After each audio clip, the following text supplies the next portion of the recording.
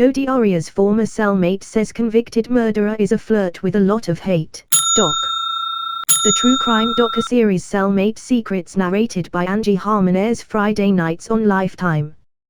When Donovan Bering first saw Jodi Arias walked through the door, she thought the inmate was a model, not a murderer.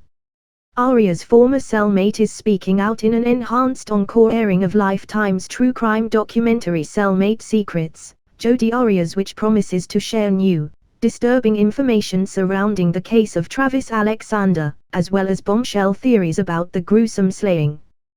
The network has been airing a docuseries narrated by Angie Harmon titled Cellmate Secrets, which explores famous true crime cases from the perspective of former friends, prison guards, cellmates and lovers.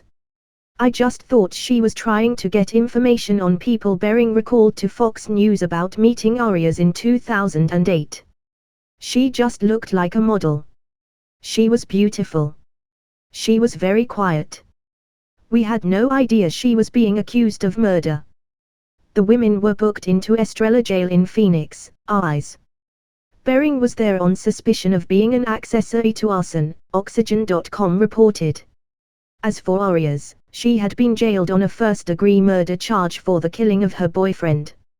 Arias was accused of stabbing and slashing Alexander 27 times, slitting his throat and shooting him in the head in his suburban Phoenix home in June 2008. The then 32-year-old initially denied any involvement, then later blamed it on masked intruders before eventually settling on self-defense.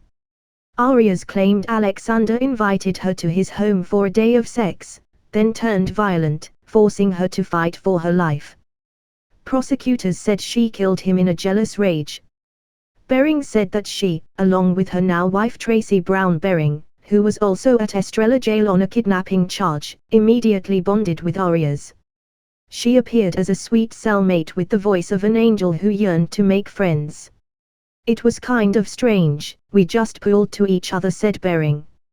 She was this very quiet, soft-spoken, articulate artist who drew a lot. She was very easy to talk to and she made you feel comfortable quickly. I mean, I was floored. We all were. We had absolutely no idea she was being accused of murder. When she finally told us, I was just in shock because I just had no idea. While the women described Arias as a flirt in the documentary, Bering claimed they never had a romantic or sexual relationship. She used her sexuality to get things from other inmates, Bering alleged. She flirted with the guards. She was very sexual. She had no problems talking to the male guards at all. But we just became good friends. The women became so close, Bering said, that she and Tracy even allowed Arias to tattoo them. Arias gave Tracy 6 tattoos using a rubber band, a staple and a pencil, along with a drop of shampoo and baby powder, Oxygen.com reported. Bering said Arias gave her 4 tattoos. My wife encouraged her because she was such a great artist, said Bering. She called me her tattoo board. Bering said she and Tracy had no idea of the media spectacle that surrounded Arias. According to Arias, she met Alexander at a Las Vegas convention in late 2006 after years of bad relationships, working multiple jobs and struggling to pay bills. Arias was enamored by the charismatic businessman and motivational speaker who later opened up to her about his Mormon faith. While Arias was previously involved in relationships that she said were plagued with infidelity and abuse, Alexander was different. For once, she felt both her personal and professional life were looking bright. Arias said she soon ended her relationship with another man and within a week, she saw Alexander again. She testified that's when things became sexual. I didn't want to tell him no, so I just kept going with it, said Arias. At that point in time, I was not really accustomed to saying no. Bering said Arias was drawn to both her and Tracy because they didn't dig into her private life and they weren't judgmental. Throughout the trial, defense attorneys depicted Alexander as a liar and a cheater who belittled Arias, calling her derogatory names. They claimed he told her and other girlfriends he was a devout Mormon saving sex for marriage, while in reality, he was having intercourse with other women.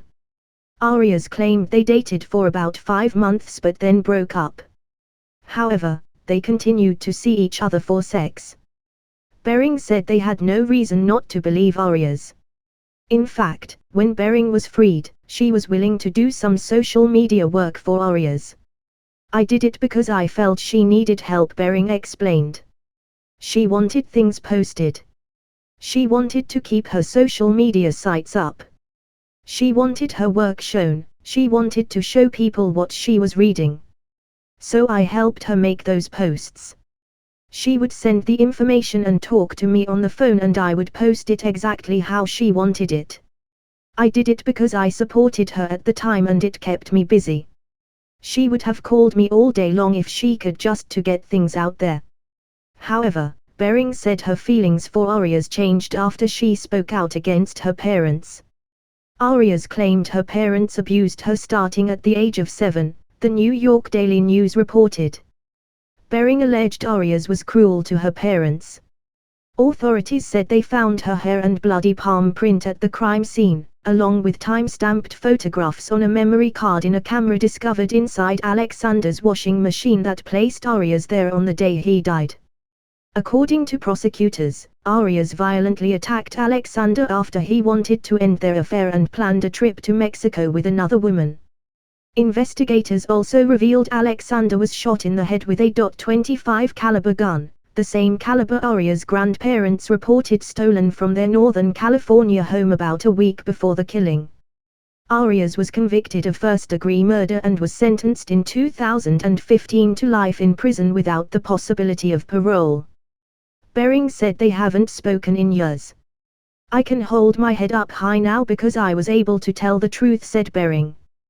"She had a completely different side to her that I didn't expect.